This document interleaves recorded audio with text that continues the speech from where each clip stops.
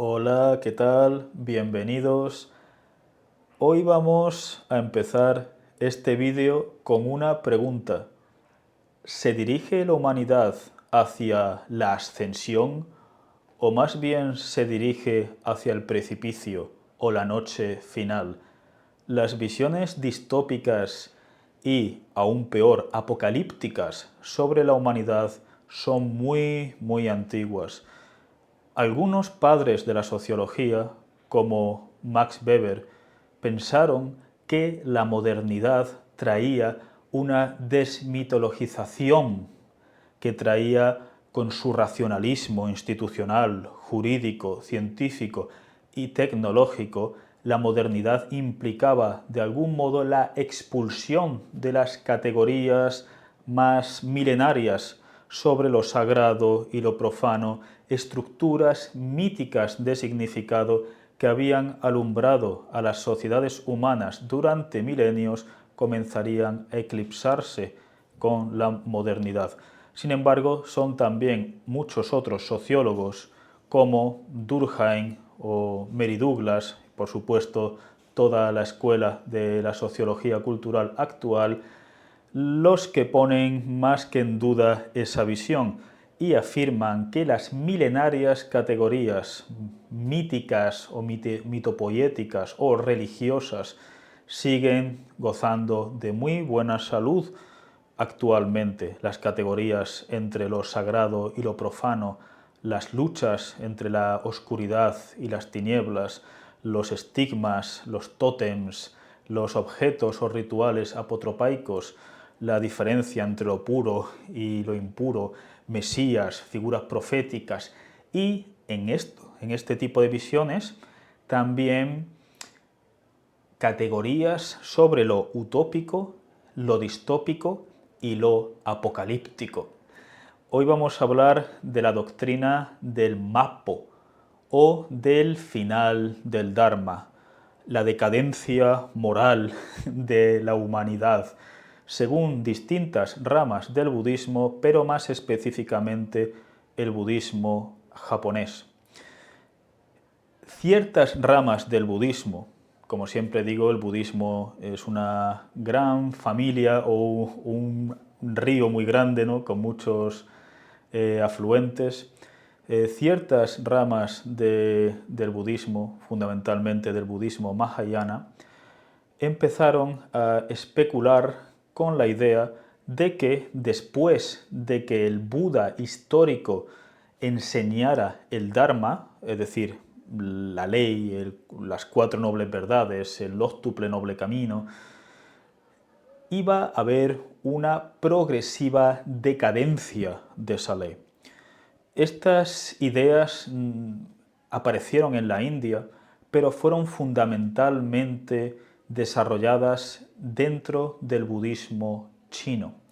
Es en el budismo chino donde algunos estudiosos de sutras como el Sutra del Loto, del que hablaremos en futuros vídeos, hicieron incluso una cronología bastante detallada, según la cual la historia de la humanidad en este ciclo, porque el budismo hereda del hinduismo o de muchas corrientes del hinduismo la idea de que el cosmos está compuesto por una serie de ciclos infinitos y además ciclos que se van degenerando, es decir, de una suerte de edad de oro tenemos una edad de plata más degenerada, se degenera en la edad de bronce, se degenera en la edad de hierro, donde nos encontramos a día de hoy, hasta que haya una especie de reset y volvamos a una futura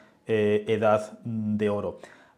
Bastantes estudiosos, y además esto podemos encontrarlo también en multitud de referencias culturales, han atribuido esta visión cíclica a Hesiodo. Hesiodo, en Los trabajos y los días, esto también hemos hablado brevemente en otro vídeo acerca de esto, pero para que los vídeos tengan autonomía, Hesiodo es uno de los padres de la cultura griega, y Hesiodo en Los trabajos y los días habla del mito de la edad de oro. o de las edades del hombre o de las edades del ser humano. Según este mito, la humanidad empezaría con la Edad de Oro o la Edad de Saturno, donde todos vivíamos felices y comíamos perdices, no había guerras, no había enfermedades, no había que trabajar, no había sufrimiento. Esa edad cayó, evidentemente, en la Edad de Plata. La Edad de Plata se degeneró en la Edad de Bronce y la Edad de Bronce se degeneró en la actual Edad de Hierro. Y Hesíodo se lamenta en los trabajos y los días, donde él está refiriéndose a su hermano, con el cual ha tenido un conflicto por herencias, ¿no? y culpa a la ibris de los seres humanos, de su hermano, de los reyes, de los monarcas, ¿no? Y entonces dice algo así como, oh, si no hubiera nacido yo en esta quinta edad, porque aparte de esas 4 edades introduce la edad de los héroes, ¿no? Si no hubiera nacido yo en esta edad, ¿no? En esta edad del sufrimiento, de la esclavitud, de la guerra, de la ibris, porque ahora es la edad de hierro. Evidentemente el paralelismo entre el modelo degeneracionista de Hesíodo y el modelo degeneracionista de muchas corrientes del hinduismo es más que obvio. Esto no significa que haya un contacto directo. Se atribuye que Hesíodo es del siglo VIII a.C., no se encuentran rutas comerciales o culturales directas entre la India y Grecia, entre comillas, en ese momento, pero sí que se especula que tanto el mito o la visión degeneracionista de muchas corrientes del hinduismo como la visión degeneracionista de Hesíodo, que además, como digo, habla literalmente de metales que se van degenerando para cifrar cada edad, con la única novedad de la edad de los héroes, que además Ovidio y Platón y, en fin, otros poetas y filósofos ni siquiera hablan posteriormente de la edad de los héroes, pero se especula por parte de distintos filólogos e historiadores que ambas visiones degeneracionistas vendrían de un trasfondo común, es decir, de un trasfondo indoeuropeo anterior. En todo caso, la cuestión es que si ustedes leen Hesíodo, yo no veo ningún motivo para pensar que tenga una visión cíclica de la historia, es decir, que en el futuro volverán a reinar los titanes y volverá a haber una guerra entre los olímpicos y los titanes serán expulsados al Tártaro y se volverá a crear la Edad de Oro. Hesíodo nunca dice eso. Pero la cuestión es que Hesíodo tiene una visión claramente degeneracionista. La Edad de Oro estaba al principio. En el judaísmo y en el cristianismo también está la visión de que la Edad de Oro estaba al principio, estaba al comienzo, pero también estará al final. Es decir, en el libro de Isaías o en el libro del Apocalipsis de San Juan se especula con una transformación sobrenatural de la tierra futura donde Dios acabará con las enfermedades, con las plagas, con los desastres naturales, viviremos en una eterna primavera, ya no habrá guerras, ya no habrá sufrimiento, y el león pacerá, ¿no?, con la gacela, y el niño pacerá con, o será amiguito del león, ¿no? Es decir, el libro de Isaías y el Apocalipsis de San Juan especulan, ¿no?, con la Nueva Jerusalén, con una futura edad de oro, pero que vendrá después de un periodo bastante penoso de guerra y sufrimiento y dolor.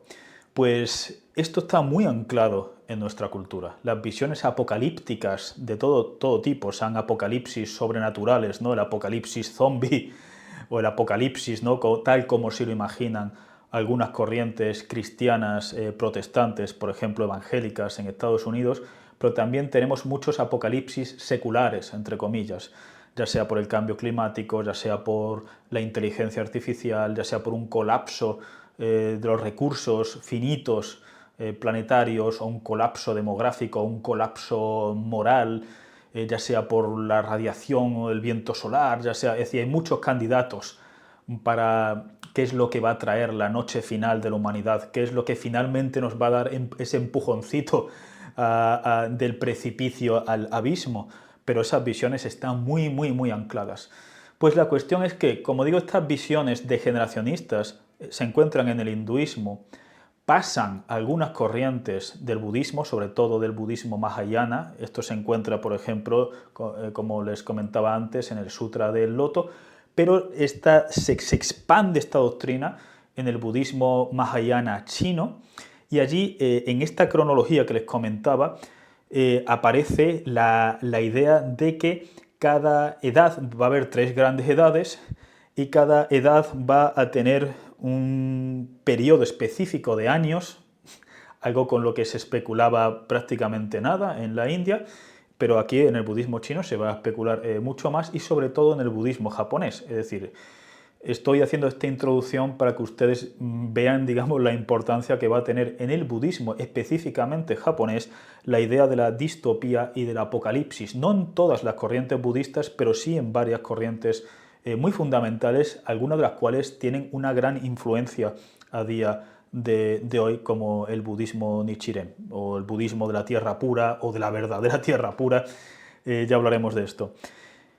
Según esta cronología, ¿no?, que aparece en China, pero que los japoneses aceptan, habría 3 grandes edades, de nuevo, ¿no? 3 grandes edades, ¿no?, como la edad de oro, la edad de plata y la edad de bronce, ¿no?, si suprimimos la edad de los héroes de Hesiodo. La primera ley, la primera edad la llaman los japoneses Shobo, o verdadera ley.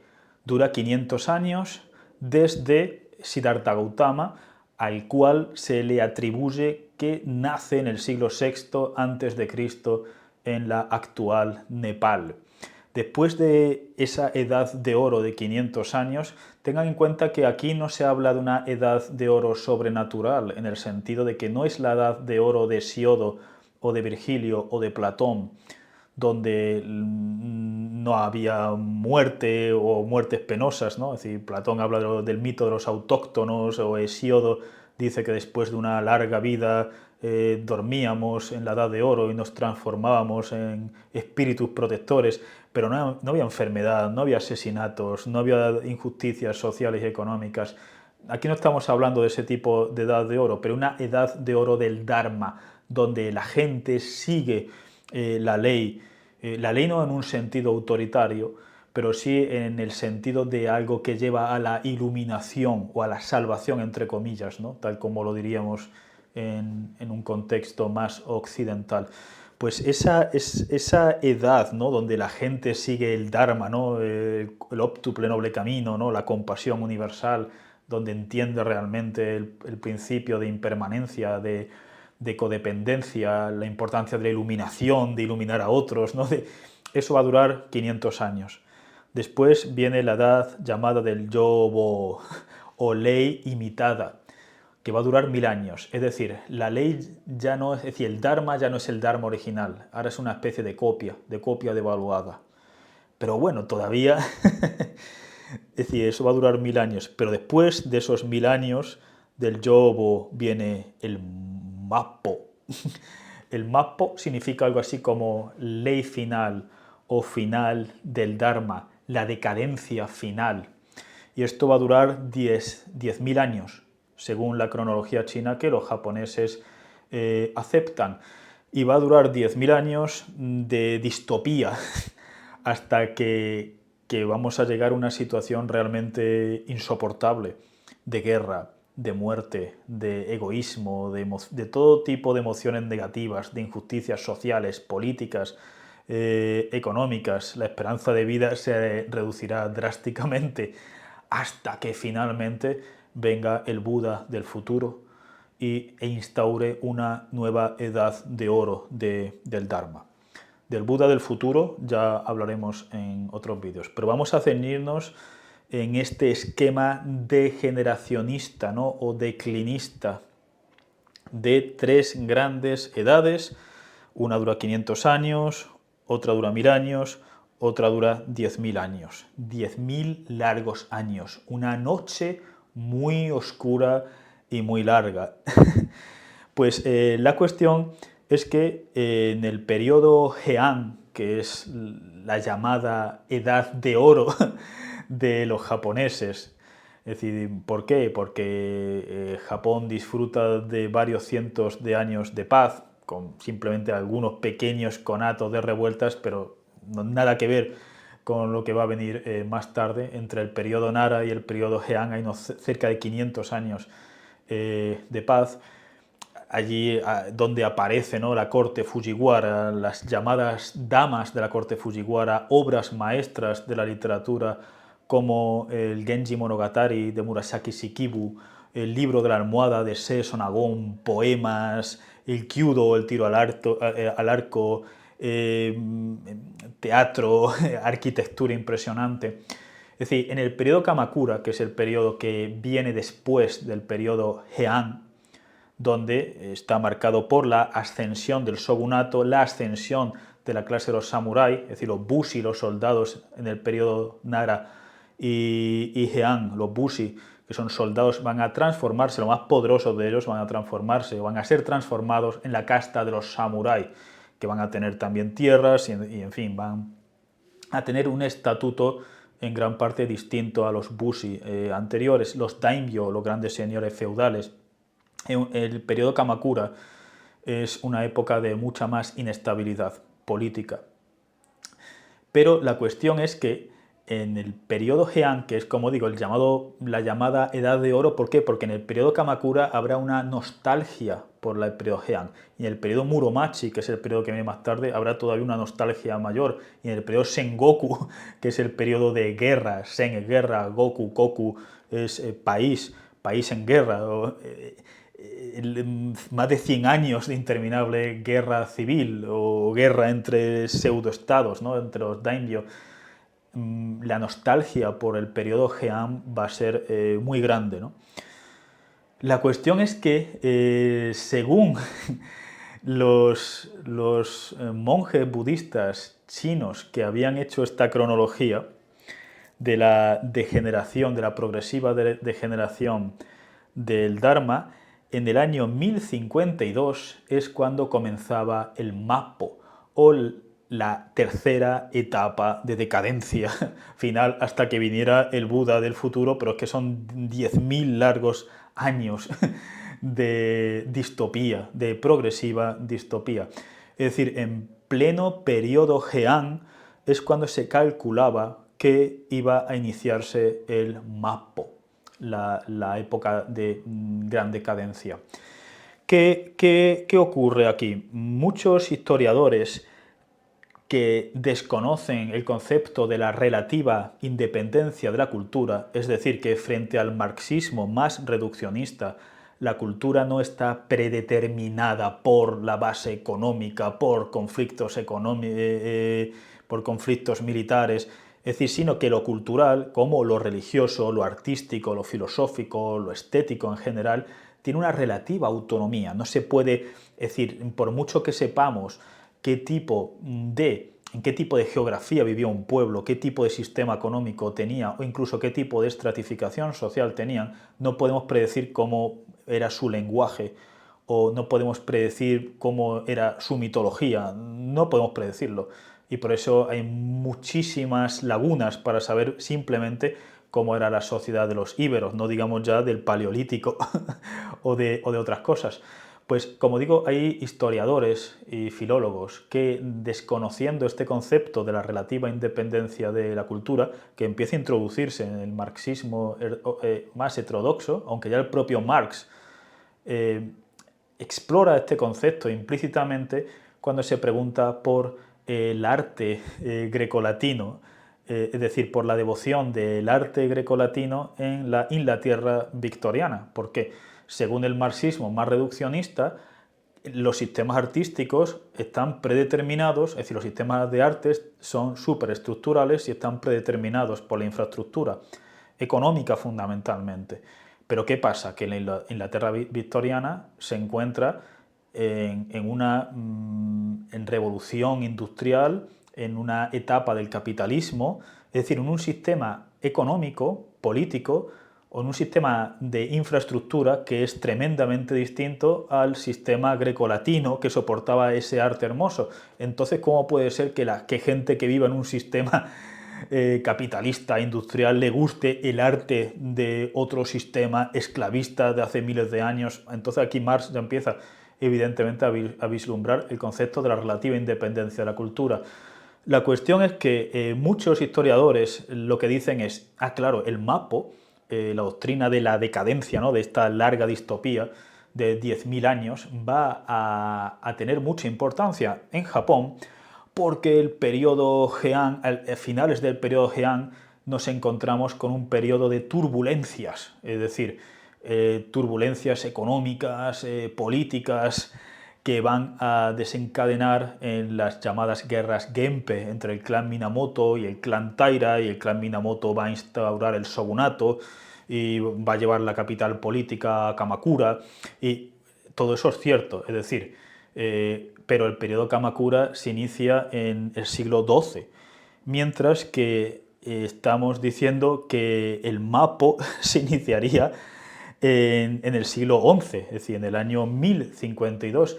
El año 1052, en el periodo Heian, no es un año, o esos años no son años específicamente tenebrosos de crisis políticas. Evidentemente hay redencillas, hay problemas, pero en general los Fujiwara gobiernan, digamos, desde las sombras, y hay un clima de bastante estabilidad política, económica y social, por supuesto, comparado con otras épocas más turbulentas de Japón.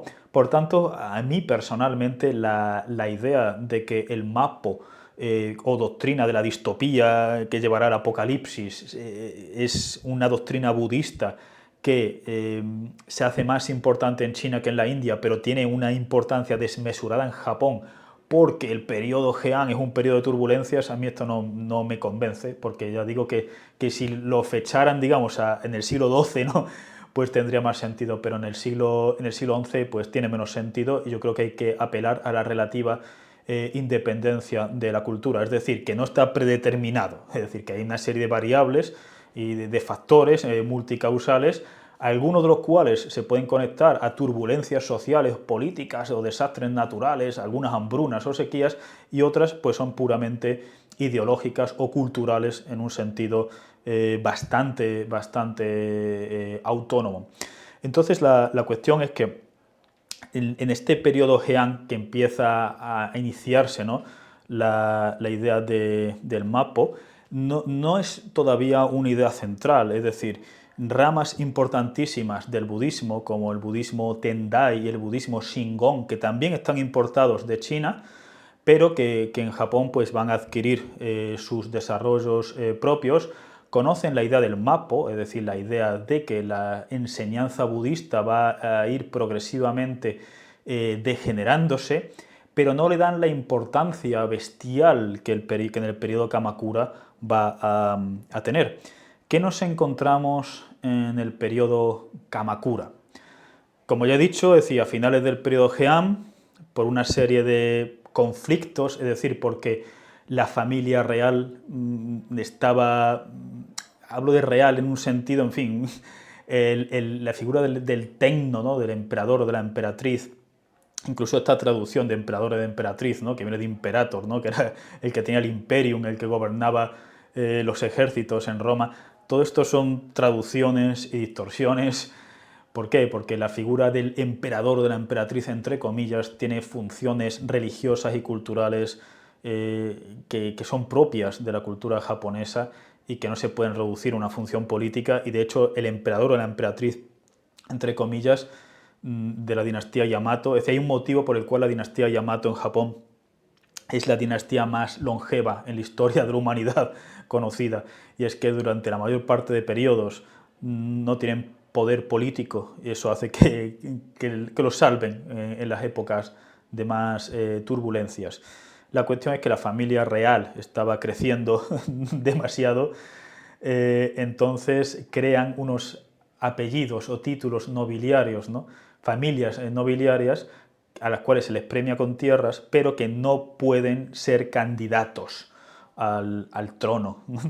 Eso va a generar una serie de conflictos que va a desembocar en lo que antes dije que eran las guerras Genpei, donde el clan Minamoto va a ganar y va a alejarse de las conspiraciones de los Fujiwara y de los emperadores y emperatrices y va a trasladar la capital política a Kamakura, que está bastante lejos de Kioto, es una ciudad costera. A día de hoy es una de las ciudades más hermosas de Japón, está muy protegida por montañas y está, como digo, bastante lejos, ¿no?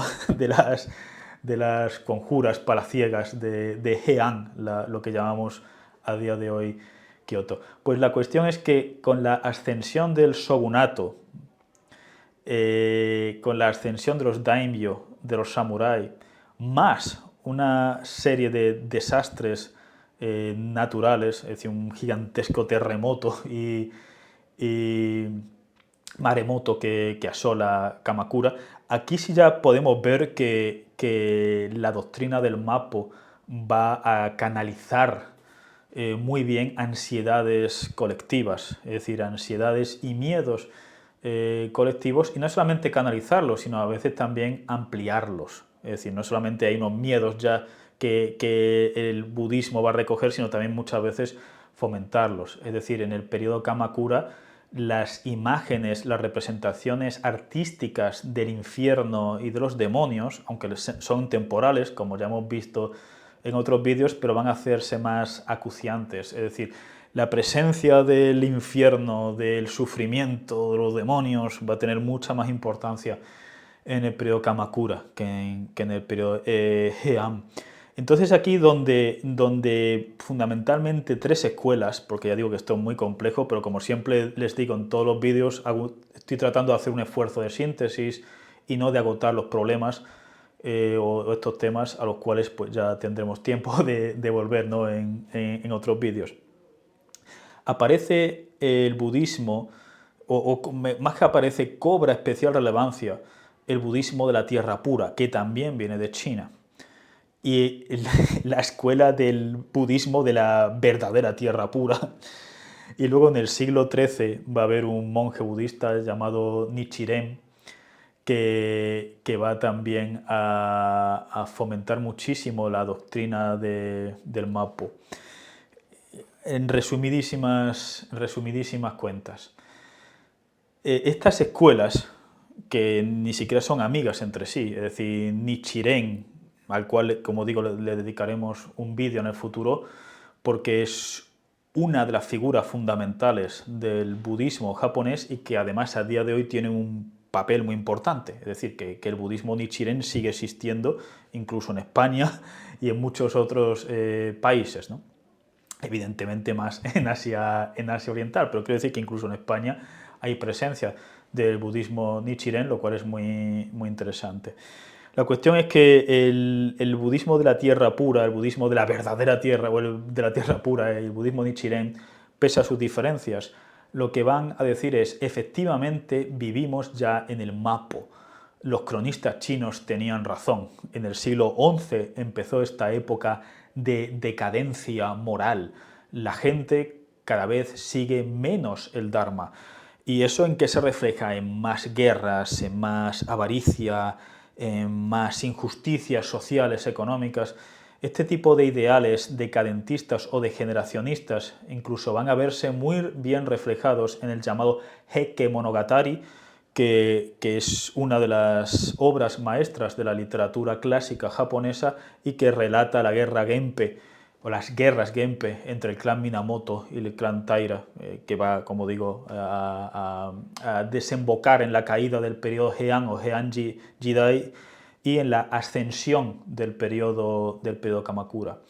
Aquí va a haber algo muy interesante, porque se preguntarán ustedes, pero bueno, la idea de que estamos en una degeneración progresiva también va a salpicar a los políticos y a los sacerdotes. Es decir, si hay una progresiva decadencia, también habrá una decadencia en el mundo de la política, en el mundo del sacerdocio budista. ¿Por qué permitieron esto? ¿Por qué permitieron estas ideas, ¿no? Pues no siempre las permitieron. Es decir, Nichiren fue, por ejemplo, perseguido en varias etapas de su vida, pero cuando, digamos, el shogunato o las órdenes monacales muy importantes, con templos, es decir, patrocinados es decir, por la clase aristocrática, reciben estas ideas, también hay un rol muy importante. ¿Por qué? Porque el shogun puede, por ejemplo, presentarse a sí mismo como alguien cuyo rol es totalmente necesario para poner algo de orden en este caos. Es decir, en esta larga noche de la humanidad que representa el Mappo, ¿no? En esta distopía, ¿no? En esta decadencia moral, ¿no? Y espiritual, el shogun es necesario para que las cosas no vayan a peor. Y evidentemente es importante ir a los templos. ¿Qué ocurre? Que muchos aristócratas están financiando directamente los templos con donaciones y por supuesto los sacerdotes van a dar, es decir, van a tener una importancia fundamental para hablar de esta doctrina. Por eso hay una dualidad, es decir, porque la doctrina del Mappo generalmente, excepto con algunas excepciones, con algunos conatos de rebelión política que los hubo y fueron aplastados, distintas épocas de Platón, de distintas épocas de Japón, generalmente la doctrina es una decadencia espiritual, moral, política, pero no llama a una rebelión contra el status quo político. Por eso el orden político e institucional religioso también se aprovechó o canalizó esas ideas del Mappo, como digo, es decir, los aristócratas son necesarios, ¿no? para financiar los templos, los sacerdotes son necesarios para estar en los templos,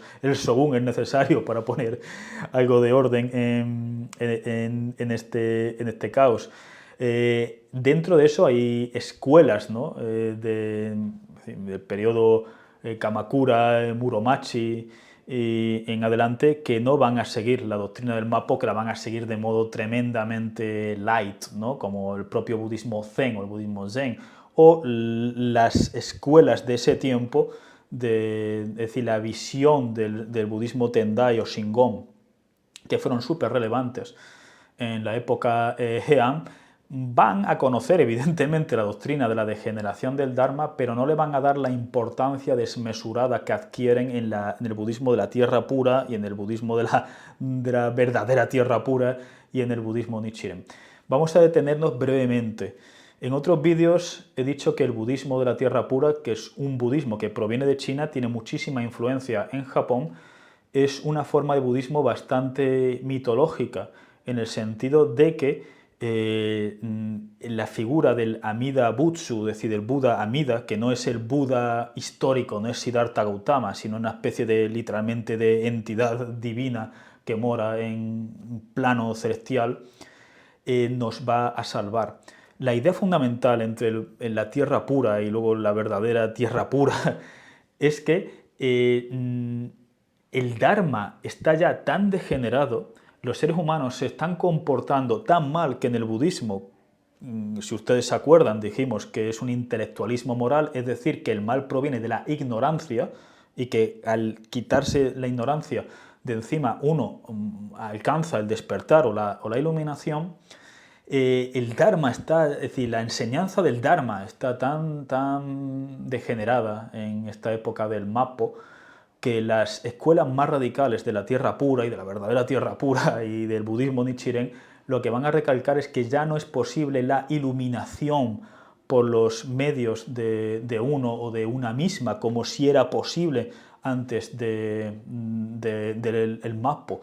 Es decir, el ser humano es una especie de perro miserable y asustadizo que busca la salvación, pero está tan degenerado y corrupto que ya no puede alcanzar la salvación por sí mismo. Esto tiene evidentemente algunas analogías con la teología paulina, con ciertas interpretaciones de la teología paulina y por supuesto de la teología protestante de Lutero y Calvino y demás. Es decir, por el pecado original el ser humano está tan degenerado, tan corrupto, que es casi una insolencia pensar que alguien se va a salvar por sus propias obras, ¿no? por lo santo que es. No, es decir, todo el mundo está totalmente corrupto y entonces si se salva es por la compasión universal de Amida Butsu, del Buda Amida.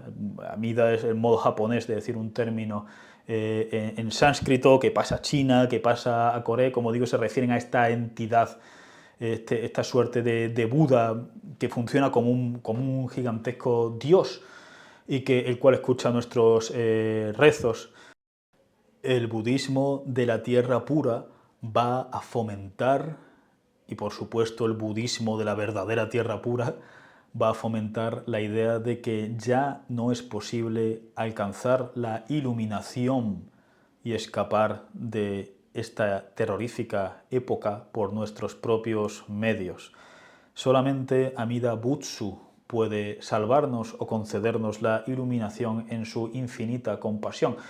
Entonces se va a fomentar la práctica de mantras, ¿no? Como Namu Amida Butsu, Namu Amida Butsu, Namu Amida Butsu, que significa algo así como tomo refugio en Amida Butsu, ¿no? O protégeme a Amida Butsu.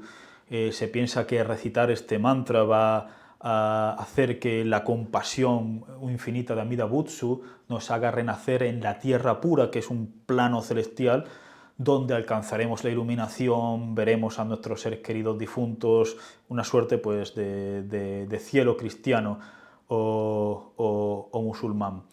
Entonces aquí, a mi juicio, no sé qué les parecerá a ustedes, hay una dualidad tremendamente interesante, sobre todo en el budismo de la tierra pura y de la verdadera tierra pura, porque por una parte este budismo, al fomentar la idea de que ya no es posible alcanzar la iluminación por medios propios, de algún modo le está dando mucha menos importancia a la meditación, ¿no? a la propia filosofía budista, y le está dando muchísima importancia a una interpretación bastante mitológica del budismo. Amida Butsu como el dios supremo salvífico, la tierra pura como un plano celestial real en el cual podemos renacer después de muerto de modo literal, los naraka o infiernos temporales, los demonios, los fantasmas hambrientos, los devas o dioses menores,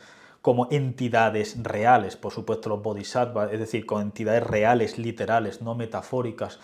Por una parte, la dualidad de la que hablo es que el budismo de la tierra pura en general fomenta esta visión mitológica, pero por otra parte fomenta algo que representa una novedad, o no completa, pero sí bastante significativa, y es una especie de democratización del budismo. Es decir, en el momento en el que se está diciendo que ya no podemos salvarnos o alcanzar la iluminación por nuestros propios medios, se está diciendo que los campesinos que no saben leer o escribir, que no tienen tiempo para formarse en la complejidad de los sutras, ¿no? de la meditación, de la filosofía budista, es decir, que la iluminación está al alcance de todo el mundo. Da igual que sean hombres, que sean mujeres, que sean ricos, que sean pobres. Eso va a generar un budismo muy popular que va a calar mucho en las clases más desfavorecidas. Y recordemos que la mayor parte de la gente en esta época, ¿no? del periodo Kamakura y luego el posterior periodo Muromachi, la mayor parte de la gente pues son campesinos o artesanos, es decir, los índices de analfabetismo pues son gigantescos, ¿no? como en otras partes del mundo, y a la vez se está diciendo que esta gente no está menos cualificados para alcanzar, para renacer en la tierra pura que un sacerdote que lleva muchos años analizando los sutras y prácticas de meditación y demás. Entonces, por una parte tenemos una especie de socialización o de democratización. Es decir, el budismo anterior, el budismo llamado budismo esotérico, Shingon, Tendai, del periodo Heian o el periodo Nara, no está diciendo evidentemente que la gente, que los campesinos o los artesanos no puedan alcanzar la iluminación. Evidentemente no está diciendo eso, pero sí está diciendo que los sacerdotes están más cualificados para alcanzar la iluminación, para renacer, ¿no? en planos superiores y demás. Aquí ya no, aquí ya no. Es decir, en el Mapo la corrupción también llega a los sacerdotes y por tanto la iluminación la puede alcanzar lo mismo un vagabundo recitando el mantra, ¿no? de Namo Amida Butsu, Namo Amida Butsu, que un sacerdote. Entonces, por eso tenemos esta dualidad que a mí me parece bastante interesante entre, como digo, un énfasis en el lado más mitológico del budismo, que está bloqueando la interpretación filosófica, que está eclipsando la interpretación metafórica, más abstracta, más alegórica, más, en fin, más compleja, más rica y más cercana a nosotros, ¿no? En el siglo XXI, en una época donde estamos, al menos muchos de los que nos ven, muy influenciados, ¿no?, por las ciencias, por la filosofía. Entonces, evidentemente, no se puede aceptar, ¿no?, de modo dogmático la existencia de la tierra pura, de los infiernos. De esto ya hemos hablado en otros vídeos, por ejemplo, en el vídeo de la dualidad entre el lado mitológico y el lado filosófico. El budismo de la tierra pura tiene ese énfasis en el mito, pero por otra parte tiene ese énfasis en la democratización y la socialización de la iluminación. Entonces, vayamos terminando a mi juicio, ¿no?, interesantísimo tema. La idea de la decadencia, resume, la idea de la decadencia del Dharma aparece en la India, pero cobra mucho más énfasis en China. En China se hace una cronología de 3 edades, donde se calcularía que en el año 1052 aparecería la tercera edad de decadencia del Dharma, una suerte de distopía que llevará a una especie de apocalipsis hasta que venga el Buda del futuro y vuelva a restablecer una futura mejor edad de oro. Esta idea de la decadencia del Dharma tiene una influencia bestial en el budismo japonés, empieza de modo tentativo o tímido a finales del periodo Heian, para eclosionar fuertemente en el periodo Kamakura, en el periodo Muromachi, por supuesto en el periodo Sengoku y demás. ¿Qué podemos decir nosotros de estas cosas, ¿no? Evidentemente la cronología, ¿no?, de cuánto van a durar las edades es enteramente mítica, ¿no? Es decir, interpretar esto de un modo literal a día de hoy no tiene sentido porque no hay ningún tipo de mecanismo, ¿no?, social, cultural, que diga por qué cuando pasen tales o cuales años va a degenerar.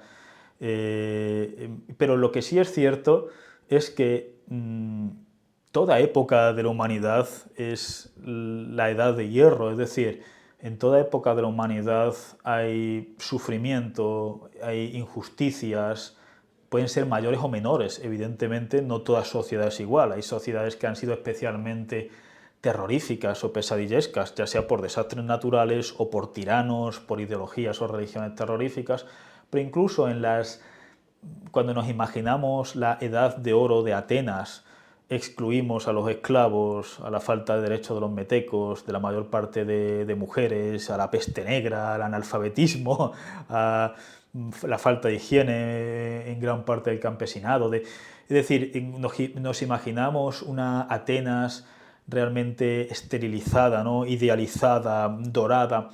Y así con cualquier época que podamos pensar, ¿no? El Renacimiento, ¿no? Con, en fin, los Medici, los no sé quién. Es decir, cuando vamos a ver realmente cómo funcionaba la mayor parte de la gente, pues nos encontramos sufrimientos, injusticias sociales, económicas. Nos encontramos evidentemente grandes logros técnicos, grandes logros institucionales, grandes logros en la agricultura, en el transporte, por supuesto en la filosofía, artísticos, evidentemente. Es decir, no, vemos cosas también buenas y vemos progresos, pero también vemos sufrimiento, vemos mucho sufrimiento, y gran parte de ese sufrimiento viene de consecuencias naturales, sequías, terremotos, enfermedades que ni siquiera nuestros ancestros sabían saber de dónde vienen, excepto con explicaciones enteramente míticas. No sabían qué eran los virus, no sabían qué eran las bacterias, no sabían qué eran los telómeros, no tenían ni idea, y de algún modo tenían que explicar este tipo de cosas. Entonces quiero decir que la idea, toda sociedad, y sobre todo del pasado, ¿no?, donde la esperanza de vida era mucho más baja, las guerras eran mucho más constantes, las diferencias sociales y económicas eran todavía mucho más acentuadas que a día de hoy de promedio. el budismo, de budismo de la tierra pura, de la verdadera tierra pura, o el budismo Nichiren, con sus diferencias, porque ya digo que Nichiren se enfrentará al budismo de la tierra pura diciendo que solamente, es decir, estamos en una decadencia tan grande que solamente el Sutra del Loto, y además la interpretación del Sutra del Loto, según Nichiren y sus discípulos, es la que puede llevarnos a la iluminación. Y por tanto, Nichiren dirá, ¿no?, que el budismo de la tierra pura es demasiado optimista. Es decir, realmente la situación es peor. Es posible alcanzar la iluminación, pero solamente a través del Sutra del Loto, bajo estas condiciones específicas de interpretación. Es decir, que pese a todos estos esquemas, estas formas de budismo que han tenido una importancia enorme en Japón y que a día de hoy la siguen teniendo, es decir, evidentemente menos, ¿no?, que en el periodo Kamakura o Muromachi, pero ya digo que el budismo Nichiren, por ejemplo, el budismo de la tierra pura, sigue funcionando en Japón y también fuera de Japón. Es bastante fácil canalizar las ansiedades y sufrimientos de la gente, es decir, preguntarles a la gente, mira las guerras que hay, los desastres que hay, las injusticias, desde el bullying en las escuelas, los suicidios, eh, la esclavitud en distintas partes de la tierra, la pobreza, la escasez artificial que crea miseria, en fin, todo este tipo de cosas realmente malas que nos rodean, es muy fácil canalizarlas y decir, es que vivimos en la época del Mapo. Vivimos en una época donde la gente está mucho más cegada, son mucho más sonámbulos que en la primera época del Dharma, ¿no?, que siguió pues, después de las enseñanzas de Siddhartha Gautama, después de convertirse en el Buda. Tiene mucho sentido canalizar esos miedos y esas ansiedades, a veces incluso fomentarlos, es decir, crear lo que en sociología cultural se llama, o construir un trauma cultural, es decir, una suerte de narrativa o de metanarrativa cultural que da pegamento grupal a la gente, que le da un sentido de identidad, es decir, que piensan que una parte gigantesca de su identidad ha de redefinirse en términos de ser sujetos de una gran catástrofe, de un gran sufrimiento, de un gran... pues evidentemente este discurso encuentra muchos adeptos, como las ramas del cristianismo que más hablan de la decadencia también, la decadencia después de seguir, es decir, después del abandono, ¿no?, vivimos en una época donde la gente ya no sigue a Dios, la decadencia de la Iglesia, el olvido de las doctrinas eclesiásticas, en fin, ese olvido, ¿no?, para muchos cristianos pues lleva también una situación distópica en la cual pues se explicarían el auge de la depresión, de la ansiedad, del aislamiento, de los suicidios, de multitud de, yo qué sé, parafilias sexuales, de todo tipo de cosas. Estoy haciendo aquí una especie de analogía evidentemente con los pies cortos. ¿Por qué? Porque hay diferencias, es decir, hay importantes diferencias, como la existencia de los infiernos, si son temporales, si son eternos. En esto ya hemos hablado, pero también hay parecidos, es decir, hay parecidos, como comencé este vídeo, hay parecidos entre la visión degeneracionista de Siodo y la visión degeneracionista del ciclo actual en el que nos encontramos según el hinduismo, y también hay una analogía con esta idea de las tres edades del Dharma, ¿no?, la idea de que vivimos en la edad de hierro, es decir, la analogía entre la edad de hierro de Siodo, la edad de hierro de muchas corrientes del hinduismo con la idea del Mappo. A día de hoy hay mucha gente convencida de que estamos muy cerca de la noche final de la humanidad. En Oxford había un instituto muy famoso encargado de estudiar los riesgos existenciales. La literatura sobre riesgos existenciales es muy rica. Y hay un filósofo actual que se llama Toby Ord, que tiene un libro llamado El Precipicio, el cual ha tenido una influencia enorme. En El Precipicio, Ord lo que dice es que estamos en una nueva época de la humanidad, a la cual llama El Precipicio, y en la cual es tremendamente fácil tropezar y caerse al abismo y terminar ya de romperse definitivamente. ¿Por qué? Porque el sistema técnico, social, cultural se ha desarrollado de tal modo en, en el que hay multitud de candidatos para llevarnos al apocalipsis. La inteligencia artificial, un colapso de recursos finitos como las tierras raras, el coltán, de lo que dependen la electrónica y que son finitas, y la electrónica, en fin, imagínense, ¿no? la crisis de los microchips que hubo hace poco, pero a una escala gigantesca.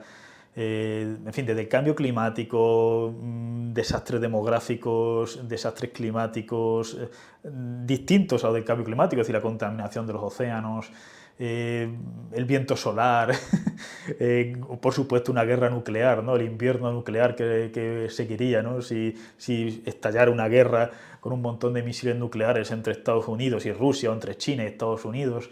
Es decir, hay multitud de candidatos, desde, en fin, pues, un gran abanico de candidatos al apocalipsis.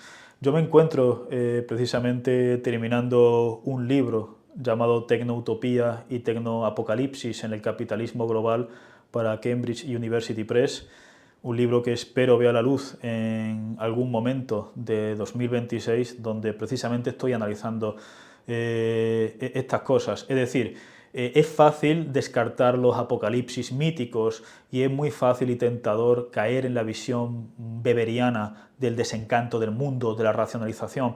Pero tenemos que tener cuidado. ¿Por qué? Porque los esquemas míticos siguen funcionando, por una parte, pero eso no significa que todos los esquemas míticos o mitopoéticos o milenarios tradicionales sean directamente falsos, absurdos, irracionales, obsoletos. La interpretación literal, como hemos dicho en otros vídeos, ¿no? De los infiernos, de las revelaciones sobrenaturales, de los bodhisattvas como entidades que morarían en un plano celestial y serían capaces, ¿no? de modificar, ¿no? En fin, las leyes causales para salvarnos o para llevarnos la iluminación. La interpretación literal de estas cosas a día de hoy yo creo que puede ser descartada por muchos argumentos científicos y filosóficos, pero la interpretación alegórica, la interpretación simbólica, la interpretación poética ya no lo es tanto, y lo cierto es que la humanidad es efímera, es decir, que realmente podemos colapsar. Ray Brasier tiene un libro que se llama algo así como La nada desatada y dice que a escala cósmica ya estamos extinguidos, porque es decir, se sabe perfectamente que la Tierra en fin, será destruida, ¿no? Cuando el Sol explote. Hay fantasías transhumanistas, ¿no? De que, bueno, sí, pero colonizaremos otros planetas y nos haremos cyborgs, ¿no? O haremos un mind uploading y nuestra mente estará en sistemas informáticos, ¿no? Un backup que estará preservado en otra galaxia, en otros sistemas solares. Si nos tomamos en cuenta, es decir, si nos tomamos en serio, y yo lo hago, el principio de impermanencia, ¿no? El anicca, el muyo del budismo japonés, la humanidad es efímera y la humanidad es frágil, somos frágiles, realmente podemos tropezarnos y caer. Pero ¿qué ocurre? Que podemos descartar, es decir, para empezar, según mi perspectiva y mi interpretación, evidentemente yo siempre estoy hablando desde mi perspectiva, y por eso siempre les animo a que si tienen otras perspectivas, comentarios y demás, pues lo escriban en la sección de comentarios desde el respeto, porque además así ayudan a llevar estos vídeos a más gente. Ya saben que yo hago vídeos sin clickbaits, es decir, no pongo lo que nadie te cuenta sobre el budismo, ¿no? Es decir, no hago titulares sensacionalistas, clickbaits, no trato de ventilarme asuntos complejísimos en 5 minutos ni cosas de ese tipo, entonces evidente que el público va a ser más minoritario. Así que si ustedes le dan like al vídeo, se suscriben al canal, hacen comentarios, pues me ayudan muchísimo y se los agradezco para en fin, que estos vídeos lleguen a más gente. Entonces la cuestión es que yo creo que por una parte podemos descartar la interpretación mítico-literal de Apocalipsis, ¿no? de los jinetes del Apocalipsis como algo literal, ¿no? Como la idea de un Dios que va a destruir el presente ciclo cósmico, el demonio, lo que sea. pero no podemos descartar la interpretación alegórica o simbólica es decir, el lenguaje apocalíptico, el lenguaje distópico. La diferencia entre una distopía es que una distopía es una pesadilla sostenible y un apocalipsis es un colapso global, ¿no? A menos que hablemos de microapocalipsis, ¿no? En distintas sociedades, ¿no? Digamos, el Imperio Romano tuvo un microapocalipsis, ¿no? O la civilización micénica tuvo un microapocalipsis y cayeron en las llamadas edades oscuras. Pero si hablamos del apocalipsis global, ¿no? De un mega apocalipsis, la idea de que la humanidad pueda destruirse no es descabellada, porque ya digo que somos efímeros. Lo que sí yo creo que podemos hacer, y esto también lo exploraremos en otros vídeos, es descartar las interpretaciones monocausales, unidimensionales, simplistas de ese apocalipsis. Es decir, ya son demasiadas profecías, incluso pseudocientíficas, las que han dicho que ya deberíamos habernos extinguido. Por tanto, tenemos que tener mucho cuidado con las explicaciones monocausales.